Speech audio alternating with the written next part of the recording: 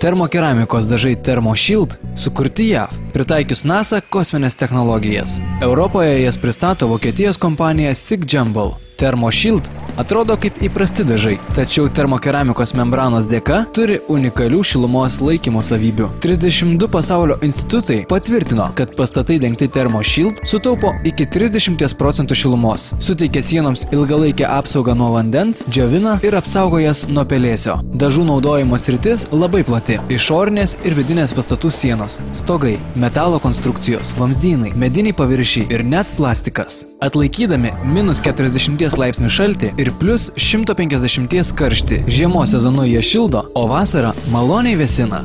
UAB Tauresta, įsikūrusi Tauragėje, jau naudoja termokeramikos dažus praktikoje. Keletas objektų, kuriuose buvo dažoma ThermoShield, jau atiduoti naudojimui.